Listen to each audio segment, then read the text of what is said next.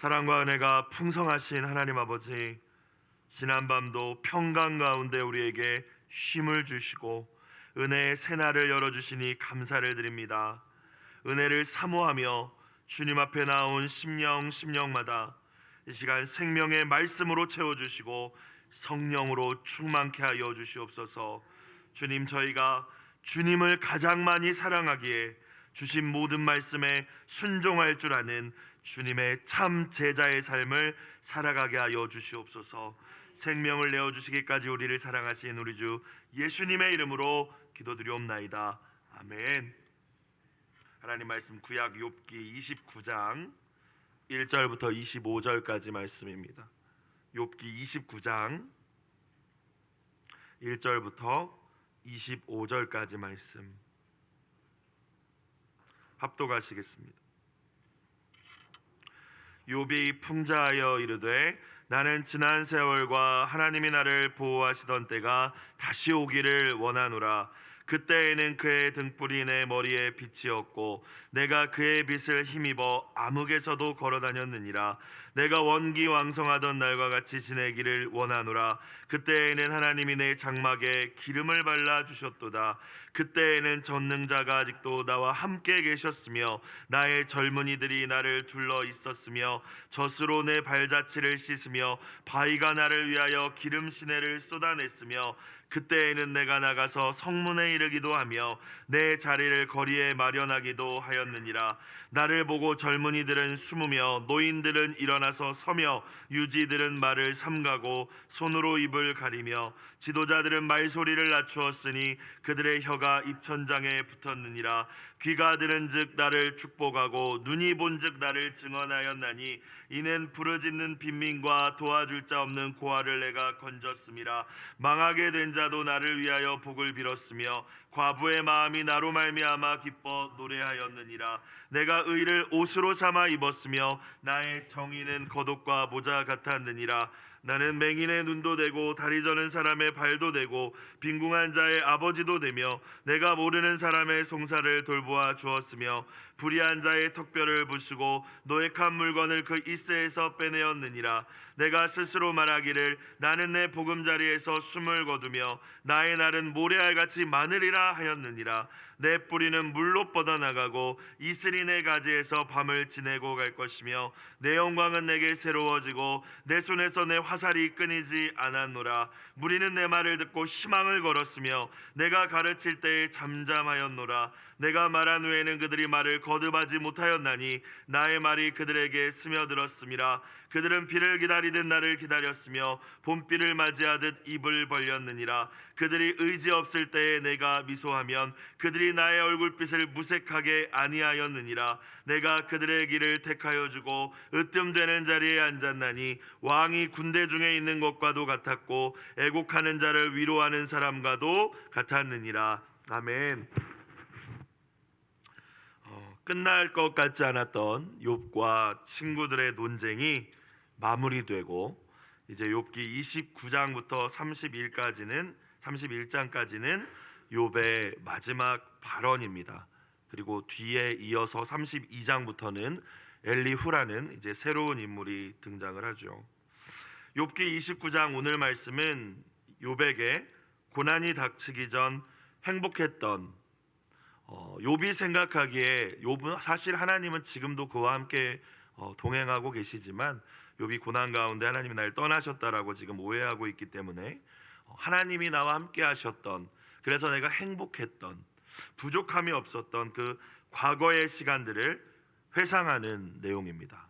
그리고 이제 내일 이어서 30장은 그런데 지금은 너무 고통스러운 현실에 대한 애가가 이어지죠. 오늘 말씀을 다시 보겠습니다. 1절 2절 욥이 풍자하여 이르되 비유를 사용하여서 말을 이어갔다라는 의미입니다. 2절 나는 지난 세월과 하나님이 나를 보호하시던 때가 다시 오기를 원하노라. 과거를 회상하고 그리워하고 있어요. 옛날로 돌아갈 수만 있다면 정말 좋겠다라는 그 욥의 마음이, 그러니까 현재의 고난이 너무나도 고통스럽기 때문에 또 친구들의 말로 인하여서 욥이 더 고통스럽지 않았습니까? 그러니까 지난 세월을 그리워하고 있죠. 그러면서 보시면 하나님이 나를 보호하시던 때가 다시 오기를 원하노라 라고 이야기를 하고 있습니다. 욥은 이 끝나지 않을 것 같은 고통 속에서 오해하고 있죠. 그러니까 하나님은 나를 버리셨고 이제 나를 보호하지 않으시는 분이라는 결론을 내린 것입니다. 우리가 신앙생활 가운데에서 알 수 없는 고난을 만나고 또 그 고난이 내가 생각했던 어떤 그 시간보다 더 길어질 때에 우리가 낙심하고 하나님이 정말 이제는 나를 버리셨나? 하나님이 더 이상 나의 보호자도 공급자도 인도자도 되어주지 않으신가? 라는 의심이 생기죠. 욥도 이 고난 속에서 결론을 내린 거예요. 하나님은 이제 더 이상 나의 보호자가 아니시구나. 그러니까 내가 이렇게 고통스럽구나.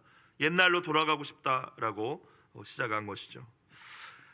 하나님께서 욥에게 고난을 허락하신 것은 사실이지만 여전히 그를 보호하고 계셨습니다. 그의 보호자가 되어주고 계셨어요. 욥기 1장 2장 말씀을 통하여서 하나님과 사탄의 우리는 그 대화를 내용을 알지 않습니까? 사탄이 욥의 소유물을 빼앗는 것을 하나님께서 허락하실 때 뭐라고 말씀하셨어요? 그의 몸에는 손을 대지 말라고 하셨죠. 사단이 두 번째 욥을 시험하러 찾아와서 하나님께 이야기할 때 그의 건강을 치려고 할 때 하나님은 다시 한번 사단에게 그의 생명은 해하지 말라 말씀하신 줄로 믿습니다. 하나님은 고난을 허락하셨지만 사탄이 그리고 그 고난을 욥에게 주었지만 하나님의 보호와 그 하나님이 정해놓으신 그 한계 안에서 욥에게 고난이 임했다라는 것이죠. 그 말은 하나님이 여전히 그와 동행하시고 그와 함께 계시다라는 의미임을 믿으시길 주의 이름으로 축원합니다. 그래서 저와 여러분도 고난을 만나지만 하나님이 버리셔서 하나님이 더 이상 나를 보호해주지 않으셔서 그런 일을 만난 것이 아니라 이유를 알 수 없을 때에도 하나님께서 그 고난을 제한하셨고 하나님께서 허락하신 범위 안에서 보호하고 계심을 믿을 수 있기를 주님의 이름으로 축복합니다. 고린도전서 10장에서 바울이 이야기합니다. 사람이 감당할 시험밖에 허락하지 않으셨다.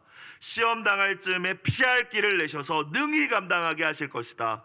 말씀을 붙들고 고난 가운데에도 하나님을 굳게 붙드는 우리의 보호자 되신 하나님을 향한 믿음을 포기하지 않는 저와 여러분이 되시기를 주의 이름으로 축복합니다. 자, 3절. 그때에는, 자, 오늘 말씀은 참 그때에는 나 때는 요즘 이런 말들도 유행하잖아요. 그러니까 예전을 회상하고 그리워하면서 이 그때는이라는 단어가 오늘 참 많이 등장합니다. 그러니까 욥이 그때는 옛날에는 진짜 좋았는데, 옛날에는 나 진짜 건강했는데, 옛날에는 나 진짜 행복했는데. 여러분, 고통이 심한 가운데에서 사람이 그럴 수 있지만 지금 욥이 내린 결론 가운데 하나가 하나님이 나의 더 이상 보호자가 되어주시지 않는다라는 결론과 함께 이 고난은 고난으로 끝나겠다라는 결론 내린 거예요. 이 고난은 출구가 없구나. 반대편에 빛이 나오는 출구, 내가 빠져나갈 수 있는 출구, 내가 예전과 같이 다시 행복해지고 회복될 수 있는 그런 가능성이 없구나 라고 생각하기 때문에 지금 욥은 뭐라고 이야기해요? 그때에는 이라고만 이야기하는 거예요. 하나님이 나를 다시 회복시키시겠구나. 이 고난 끝에 하나님이 나에게 복을 주시고 모든 것들을 다시 예전처럼, 아니 이전보다 더 크게 나를 축복해 주시겠구나 라고 고백할 수 없다라는 것이죠. 저와 여러분도 고난 가운데 절망할 때가 있습니다. 하지만 앞서 말씀드렸듯이 모든 고난 속에서도 하나님은 우리와 함께 하시고 우리를 보호자가 되어주시며 피할 길을 내어주시고 그 시험을 감당케 하시는 분이심을 믿으실 수 있기를. 우리의 고난은 출구가 없는 그냥 캄캄한 동굴이 아니라 반드시 하나님께서 열어놓으신 빛이 비추는 출구가 있는, 그래서 언젠가는 이 고난은 끝이 나고 하나님의 영광스러운, 우리는 다 이해할 수 없고 미리 알 수 없지만 그 미래가 있다라는 사실을 갖고 소망을 포기하지 않는 저와 여러분이 되시길 주의 이름으로 축원합니다. 근데 지금 욥의 상태는 소망이 없어요. 그냥 옛날에 너무 좋았다 이 말밖에 할 말이 없는 거예요. 그때에는 그의 등불이, 하나님의 등불이 내 머리에 비치었다. 하나님의 등불, 하나님의 은혜, 하나님께서 주시는 특별한 은총을 의미합니다. 그러니까 하나님의 은혜가 항상 내 가운데 있었다. 그래서 내가 그의 빛을 힘입어 암흑에서도 걸어 다녔느니라 라고 고백하죠.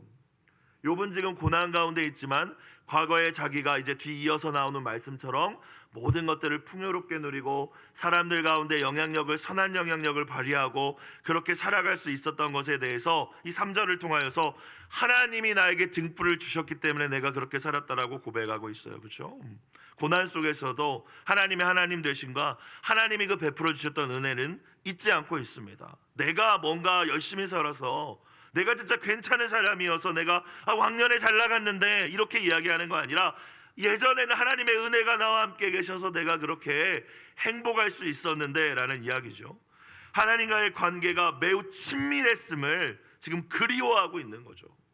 그러니까 계속 욥은 하나님 나 버리셨고 나 이제 안 사랑하시고 내가 아무리 고통을 중에서 이 부르짖어도 응답하지 않으시니까 지금 이제 하나님 나를 완전히 관계는 깨어졌고 하나님의 등불은 더 이상 나에게 비추어지지 않는다고 생각하고 있는 거예요. 지금은 그렇지 않다라는 이야기죠. 물론 욥이 오해하고 있는 것이죠. 4절, 내가 원기왕성하던 날과 같이 지내기를 원하노라. 내 인생의 전성기는 그때였는데 라고 이야기하는 거예요. 참 그때가 좋았는데 내 인생은 더 이상 희망이 없구나. 그때에는 하나님이 내 장막에 기름을 발라 주셨도다. 기름은 하나님의 축복입니다. 또 거룩히 구별됨을 상징하죠.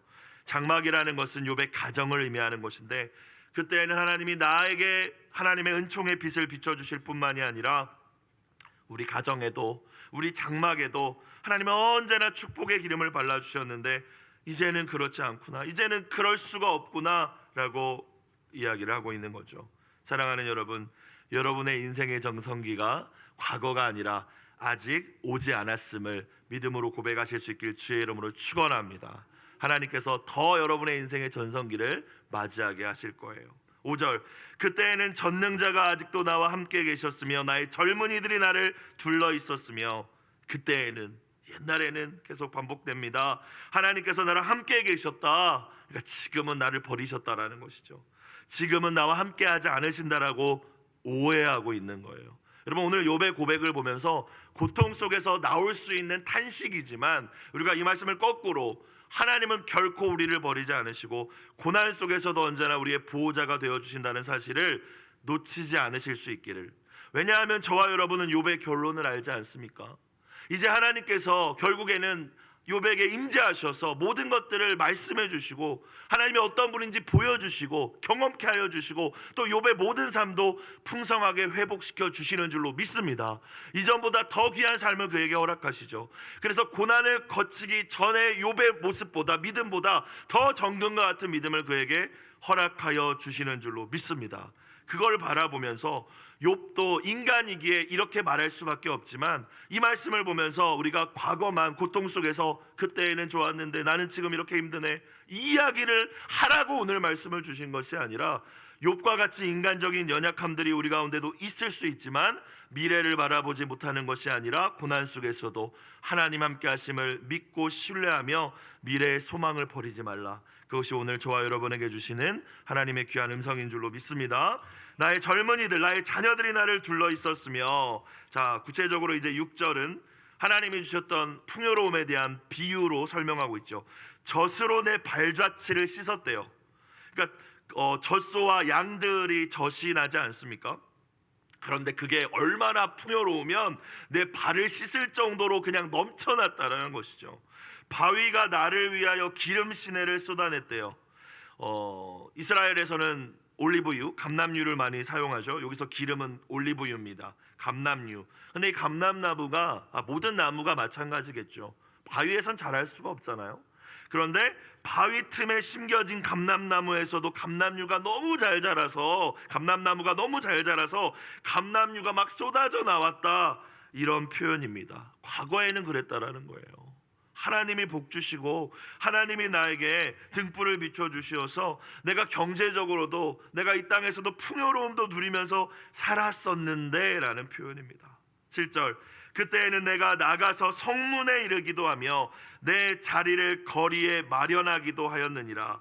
자, 이것은 우리 문화권에서는 잘 이해가 되지 않는 표현인데, 고대 근동 그 지역의 문화는 이 성문이라는, 성문 근처에 광장이 있었고 그 자리에 앉을 수 있는 것은 그 지역의 유지들, 어른들, 그래서 그 성문 앞 광장에서 중요한 판결을 내리기도 했고 결정을 하기도 했습니다. 룻기 같은 거 보면은 뭐 기업 물을 자 결정할 때 성문 앞에 모여서 결정하잖아요.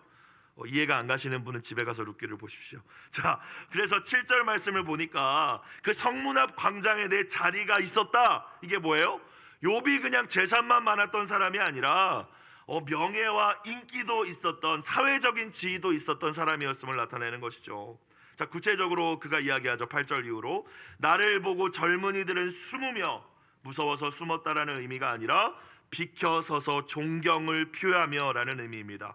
노인들은 일어나서 서며, 욥을 보고 노인들도 일어났대요. 9절 유지들, 그러니까 백성의 지도자나 원로들은 말을 삼가고 욥 앞에서 손으로 입을 가리며, 10절 지도자들은 말소리를 낮추었으니 그들의 혀가 입천장에 붙었느니라. 욥을 무서워했다 해서 그랬다기보다 욥을 존경했다라는 거죠. 욥을 공경했다라는 거예요. 그렇죠? 11절 귀가 들은즉 나에 대한 소문을 들은 사람들은 이란 의미입니다. 귀가 들은즉 나를 축복하고, 뒤에서 막 험담하고 그러는 게 아니라 누구든지 나에 대한 이야기를 들은 사람들은 나를 축복했다. 눈이 본즉 나를 본 모든 사람들은 나를 증언하였다. 여기서 칭찬했다라는 것이죠. 욥 정말 대단해. 욥 정말 훌륭해. 이랬다는 거예요. 그게 자신의 과거였다라는 거예요. 그래서 그때는 이랬는데 지금은 친구랍시고 3명이 와가지고 너 죄인이다 이러고 있으니 지금 욥이 한탄하고 있는 것이죠. 그런데 사람들이 그토록 또 욥을 존귀하게 여겼던 이유가 있었습니다. 욥이 그것에 대해서 이야기를 하죠. 연약한 이들을 돌보았다. 내가 엘리바스가 그랬잖아요. 지난주에 말씀을 보니까 너 지금 고통받는 것은 너만 혼자 잘 먹고 잘 살고 약한 자들 안 돌봐서 그래. 그런 이야기를 했던 거 기억하십니까? 과거의 지혜자들의 교훈에 비추어 보니까 너는 분명 그랬을 거야. 회개해. 그게 엘리바스의 말이었는데 욥이 오늘 이야기하죠. 아니라는 거예요. 12절 이는 부르짖는 빈민과 가난한 자들과 도와줄 자 없는 고아들을 욥이 어떻게 했대요? 내가 건졌음이라. 도와줬다라는 거예요. 적극적으로 그들을 구제하고 긍휼을 이렇게 베풀었다. 13절 망하게 된 자도 나를 위하여 복을 빌었으며. 왜 복을 빌었겠어요? 욥이 도와줬으니까.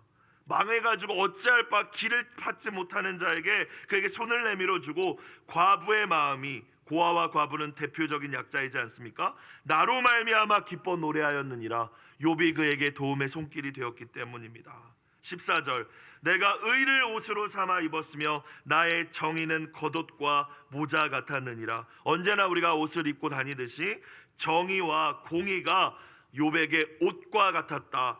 언제나 정의를 실천하고 매사를 공평하게 처리하였다라고 이야기를 하고 있죠. 15절 나는 맹인의 눈도 되고 다리 저는 사람의 발도 되고. 그러니까 가난할 뿐만이 아니라 또 장애를 가진 이들까지도 욥은 또 도움의 손길을 뻗쳤던 것 같습니다. 16절 빈궁한 자의 아버지도 되며 내가 모르는 사람의 송사를 돌보아 주었으며. 그러니까 뭐 인맥에 따라서 이런 도움을 준 것도 아니었다라는 것이죠. 내가 잘 몰라도, 관계가 없더라도 그가 억울한 일이 있는 사람인 것 같으면, 하소연하는 누군가가 있었으면 내가 앞장서서 처리해 주었다라는 거예요. 내가 그렇게 살았다라는 거예요. 그렇게 살았기 때문에 사람들이 나를 존귀히 여기고 존중해 주었다라고 지금 이야기를 하고 있죠. 17절 그런데 욥이 연약하고 가난하고 그런 이들에게는 긍휼을 베풀었지만 17절 말씀 불의한 자의 턱뼈를 부수고 노획한 물건을 그 이새에서 빼내었느니라. 사회적으로 불의를 행하는 자들 앞에서, 힘이 있다고 약한 자들을 괴롭히는 자들의 앞에서는 그들의 앞에서 비굴한 모습을 보인 것이 아니라 그들의 악하고 잔인한 자들, 그들의 모습, 그들의 세력을 꺾고 희생당하는 자들을 그들에게서 건져내었다라는 거예요. 그러니까 흠이 없죠. 정말 욥기 1장에서의 그에 대한 묘사가 등장하듯이 그것을 욥 자신도 알고 있었던 거예요. 하나님도 인정하신 욥의 그 의로움이지 않습니까? 정말 그렇게 살았고, 그로 인해서 존중받았고, 그로 인해서 명성이 있었고, 또 풍요로움이 있었고 그랬다라는 것이죠. 욥에게 공평과 정의가 의복처럼 일상적인 것이었다라는 것입니다. 이런 욥의 모습을 보면서 저와 여러분은 우리의 삶의 모습을 좀 돌아볼 수 있었으면 좋겠습니다. 연약한 자들을 돌보고 보호하고 약자를 괴롭히는 또 악한 세력들과는 양보 없이 싸웠죠. 마치 예수님을 보는 것 같지 않습니까? 욥이 그렇게 살았다는 거예요. 물론 그렇게 살면 어떤 고난도 만나지 않는다, 뭐 그런 이야기를 욥기는 하고 있지는 않지만, 어찌되었건 그의 의로움 삶을 하나님도 인정하시고 결국에는 그의 모든 것을 회복시켜 주시는 것을 보았을 때, 저와 여러분이 따라야 할 모습이, 삶의 모습이 예수님의 모습이라면, 예수님과 닮아 있는 이 욥의 모습도 저와 여러분이 특별히 성탄의 계절에 닮아야 할 삶의 모습임을 깨달으실 수 있기를 주의 이름으로 축원합니다. 여러분, 이 약자에 대한 모습을 좀 말씀을 보시면서, 부르짖는 빈민에 대해서, 도와줄 자 없는 고아에 대해서, 아무것도 의지할 거 없는 이들의 억울한 일들에 대해서 과연 저와 여러분은 어떠한 태도를 가지고 어떠한 삶을 살아가고 있는지 돌아볼 수 있어야 된다는 것입니다. 욥은 하나님과의 친밀한 관계 속에서 정말 부족함이 없는 평강을 누리고 선한 영향력을 끼치며 살았던 사람이었다라는 거예요. 그래서 그의 인생에 스스로 생각하기를 어떤 문제나 고난도 없을 것이라고 아마 기대했던 것 같습니다. 18절, 내가 스스로 말하기를 나는 내 보금자리에서 숨을 거두며 나의 날은 모래알같이 많으리라 하였느니라. 장담했다라는 것이죠. 사실 뭐 교만한 표현일 수도 있지만 욥은 정말로 그렇게 살았기 때문에 장담했었던 것 같아요. 그리고 사실 그 누구도 나에게 불행이 닥칠 거라고 생각하면서 살진 않지 않습니까? 또 내가 지금 하나님과의 관계가 친밀하고 주신 복들을 누리면서 살고 있을 때 내 죽음이 끔찍한 죽음이 될 거야, 이런 생각 안 하잖아요. 그래서 이 18절 말씀은 욥이 뭐 교만했다 이런 의미가 아닙니다. 욥이 얼마나 하나님을 경외하는 사람이었는데요. 하나님이 주신 복들을 이렇게 누리며 내가 아무 문제 없이 이제 내 인생이 끝까지 가겠구나, 그렇게 생각했다라는 것입니다. 그런데 그렇지 않죠. 인생이란 그렇지 않다라는 사실을 욥기를 통하여서 저와 여러분에게 가르쳐주고 계심을 깨달으실 수 있기를 주의 이름으로 축원합니다. 거꾸로 생각해 보면 또 우리가 욥과 같을 순 없겠지만 아름답게 살아도 하나님의 은혜 가운데 풍요를 누렸을지라도 때로는 고난이 올 수도 있다라는 것이죠. 그렇죠? 그것을 이해할 수 있어야 된다는 거예요. 19절, 내 뿌리는 물로 뻗어나가고 이슬이 내 가지에서 밤을 지내고 갈 것이며, 자신의 인생을 나무에 비유했을 때 물로 뻗어나는 뿌리를 가진 나무, 이슬이 가지에 맺혀서 밤을 지내는 나무와 같았다. 생명력이 푸르렀다라는 의미겠죠. 20절, 내 영광은 내게 새로워지고 내 손에서 내 화살이 끊이지 않았노라. 화살은 힘을 의미합니다. 손에 화살이 없는 날이 없었다. 그러니까 내 힘도 내 건강도 계속해서 나이가 들어면서 약해진 게 쇠약해진 것이 아니라, 내 영광도 명예도 점점 더 날로 새로워질 뿐만이 아니라 내 건강도 힘도 왕성했었다라고 이야기하는 거예요. 21절, 다시 또 사람들 속에서 사람들이 자신을 어떻게 여겼는지, 어떤 영향력을 주었는지 욥이 또 이야기합니다. 무리는 내 말을 듣고 희망을 걸었으며 내가 가르칠 때에 잠잠하였노라. 내가 말한 후에는 그들이 말을 거듭하지 못하였나니 나의 말이 그들에게 스며들었습니다. 욥이 뭔가 두려워서가 아니라, 앞서 말씀드렸듯이 욥이 어려움을 당한 이들에게 충고도 하고 권면도 해주고 조언을 해주었을 때에 만족스럽게 여기며 그 가운데서 정말 지혜를 얻고 해결책을 얻었기 때문에 그들이 잠잠했다라는 것이죠. 나의 말이 그들에게 스며들었습니다. 그 말이 한마디도 땅에 떨어지지 않고 그들에게 영향력을 주었다, 선한 영향력을 주었었다라는 것입니다. 여러분과 여러분의 자녀들의 인생이 그렇게 되길 주의 이름으로 축원합니다. 23절, 그들은 비를 기다리듯 나를 기다렸으며, 욥의 지혜를 듣고 싶다라고 욥을 찾았던 것이죠. 봄비를 맞이하듯 입을 벌렸느니라. 그들이 의지 없을 때에 절망하고 살 의욕도 없고 그럴 때에 내가 미소하면, 내가 웃어주기만 해도 그들이 나의 얼굴빛을 무색하게 아니하였느니라. 자, 해석이 좀 어려운데, 그들이 내가 웃어주기만 해도 힘을 얻고 용기를 가졌다, 나 그런 사람이었다, 지금 이렇게 이야기를 하는 것이죠. 자기 자랑하는 것처럼 들릴 수 있겠지만 지금 이 상황을 저와 여러분이 알지 않습니까? 이 세 친구가 계속해서 너 죄인이야, 너 회개해야 돼 이야기를 하니까 욥이 지금 자신을 변호하기도 하면서 한탄하기도 하면서 이야기를 하고 있는 것이죠. 그리고 실제로 사실이었고요, 욥의 삶이 마지막 25절, 내가 그들의 길을 택하여 주고 그들에게 좋은 길을 보여주고 또는 때로는 결정을 도와주고 으뜸되는 자리에 앉았나니 왕이 군대 중에 있는 것과도 같았고 애국하는 자를 위로하는 사람과도 같았느니라. 그러니까 명예와 어떤 명망과 인기까지 누리면서 정말 왕처럼, 그런데 뭐 폭군과 같은 왕이 아니라 그들에게 지혜를 베풀고 그들에게 또 위로해주는, 사람들이 욥의 미소만 봐도 위로를 얻었다고 하잖아요. 그런 사람이 욥이었다라는 거예요. 그러면서 그때는 참 좋았는데, 그때는 내가 그랬었는데 라고 하고 있는 것이죠. 그런데 오늘 말씀을 보면 욥 참 대단했구나, 욥과 같이 우리도 이렇게 살아야겠구나, 이런 생각도 할 수 있지만 한 가지 생각을 해봅니다. 욥의 인생에 고난이 없었기 때문에 어쩌면 언제든지 또 넘어질 수도 있었겠구나. 그의 믿음이, 하나님께서는 모든 것을 아시지 않습니까? 정금과 같은 믿음이 되기 위해서 고난이 필요하다라는 사실을 하나님 아셨기 때문에, 단순히 사탄이 와서 충동했기 때문에 허락하신 것이 아니라 하나님이 사탄에 의해서 흔들리는 분이 아니지 않습니까? 욥이 이렇게 아름답게 살았지만, 여러분 솔로몬 보십시오. 다윗과 솔로몬의 차이가 뭐라고 생각하십니까? 다윗은 정말 인생의 산전수전을 다 겪었죠. 물론 그도 죄짓고 넘어진 적도 있었지만 그의 인생의 결말은 뭐예요? 하나님과 마음이 합한 자, 그의 인생의 결말입니다. 그렇죠? 믿음의 사람으로 끝났고, 이스라엘의 역대 왕들의 기준은 다윗이죠. 다윗의 길을 행하며. 자, 솔로몬 볼까요? 시작이 좋았습니다. 아버지가 준비해 놓고 또 여러 가지 상황 속에서 풍요로움을 누리면서 시작했죠. 일천번제를 통하여 하나님께서 세상에 둘도 없는 지혜도 주셨습니다. 근데 솔로몬의 결말이 어떻습니까? 나중에 모든 이제 우상들을 들여오는, 정말 이스라엘이 분열하고 타락하는 시작의 길을, 정말 아버지와는 완전히 다른 결말을 솔로몬은 선택하죠. 여러 가지 이유가 있을 수 있겠지만 저는 생각해 볼 때 둘의 차이가 뭘까요? 솔로몬은 고난이 없었잖아요. 솔로몬은 누리기만 했습니다. 전도서의 말씀처럼. 정말 다윗은 온갖 고난을 겪어가면서 죽을 뻔한 위기도 그 가운데서 하나님만을 부르짖으며 의지하면서 그 고난들을 이겨냈지 않았습니까?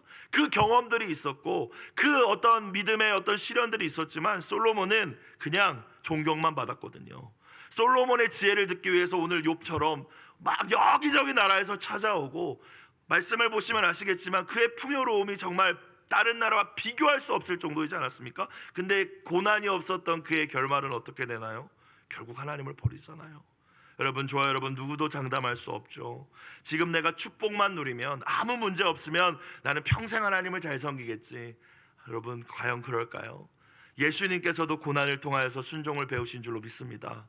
저 여러분에게 허락하신 고난이 있다면 그 고난을 우리를 괴롭히시기 원하셔서, 우리를 죽이시기 원하셔서, 멸망시키기 원하셔서 허락하신 것이 아니라 진짜 복에 복을 주시기 위하셔서, 정말 풍성한 삶을 영원토록 누리게 하시기 위하여서, 이전의 욥도 아름다웠지만 더 아름다운 욥으로 빚기 위하여서 허락하신 고난임을 믿으시고 이겨내실 수 있기를 주님의 이름으로 축복합니다. 오늘 기도의 제목, 하나님과 친밀한 관계 안에서 이웃과 세상에 선한 영향력을 끼치게 하소서. 귀한 오늘 하루의 삶이 되시기를 주님의 이름으로 축복합니다. 기도드리겠습니다.